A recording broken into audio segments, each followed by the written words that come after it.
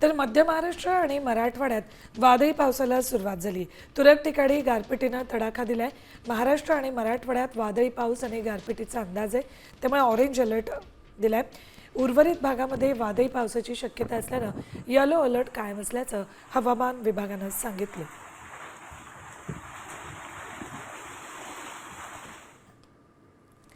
जळगाव, नाशिक, अहिल्यानगर या जिल्ह्यांना orange alert दिलाय। पुणे, सातारा, सांगली आणि सोलापूर जिल्ह्यालाही ऑरेंज अलर्ट दिलाय। संभाजीनगर आणि जालना जिल्ह्यातही पावसाचा ऑरेंज अलर्ट हवामान खात्यानं जाहीर केलाय। तर तिकडे बीड, परभणी, हिंगोलीमध्ये सुद्धा ऑरेंज अलर्ट आहे।